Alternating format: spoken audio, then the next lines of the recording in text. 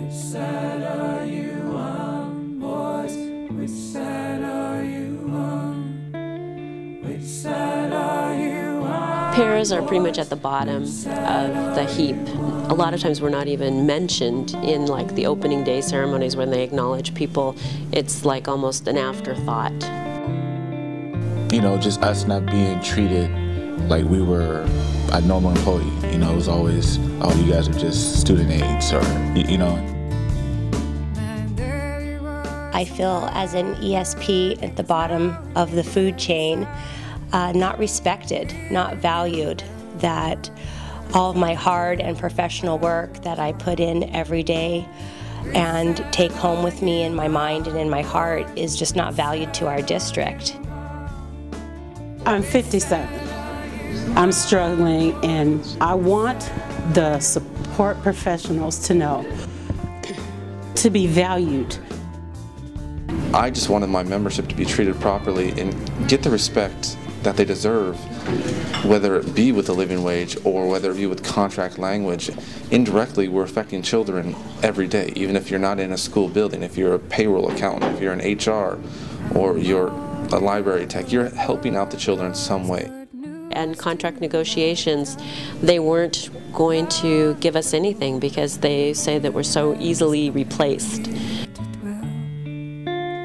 Which side are you on, boys? Which side are you on? Which side are you on, boys? Which side are you on? Because our ESPs are the lowest paid in a lot of cases and are disenfranchised, but the economy hits them hardest, we wanted to give them a sense of a better future. It's about hope. It's about driving that hope for themselves, for their fellow members, but ultimately for those very kids that they deal with in those classrooms. There is hope for a better world. There is hope for a better pay. There is a hope for better working conditions.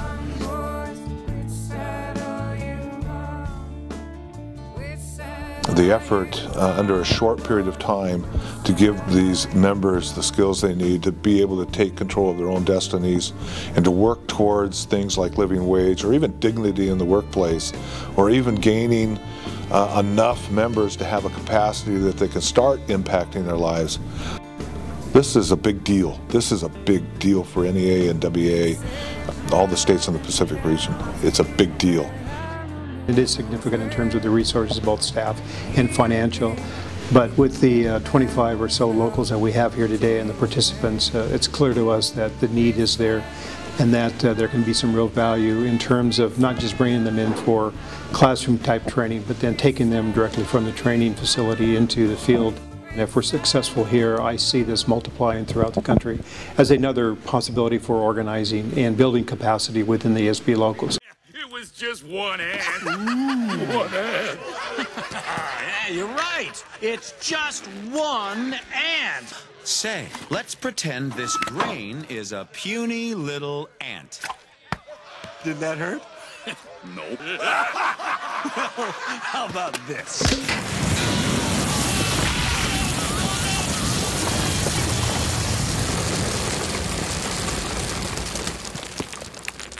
Those puny little ants outnumber us 100 to 1.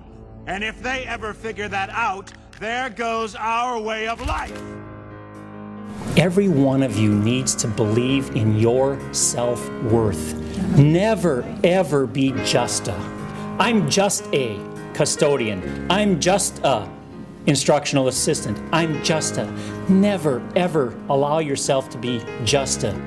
In this seminar, they've talked a lot about power and how to get it, because a lot of times you don't even realize that you have it, and that it's important to recognize it and to be able to let other people know that you are important and that you are, as a group, a powerful entity. Well, we're bargaining. Bargaining went south, so I turned to my folks. I said, we need to get a meeting. It's the middle of summer, and they kicked into action. One of the things that's great about my folks, and I've been trying to emphasize with them, is that 78% of them live in the school district. They live in town. Relationship with the local priest. We get the community center within a week. We have the meeting. we're there, members are turning out, and we're bringing them up to speed about this bargaining crisis. And that's an example of power. When we first started organizing membership for the teachers' units, it was around the goal of collective bargaining. But then, after about 10 years of collective bargaining, getting the bargaining rights, we forgot the relationship. ESP is at that point of generating the relationship with each other, the relationship around their common values and beliefs, and it's about a sense of community. So then the relationship's going to push the capacity, and they ask themselves, if we can't do this, no one's going to do it for us, we have to do this. We have to do this. We have no choice. And basically what we've done is just give them some skill sets and some practice around moving them towards doing that.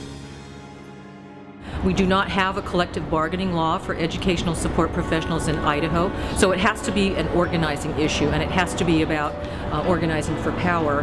Our ESPs are kind of between a rock and a hard spot. They understand the economy, and they're really worried about job security issues, and so it's a matter of talking to them and helping them see the greater picture and why it's important for them to stand up and be a part of the organization. We are going to become united. We are going to be a hand in hand.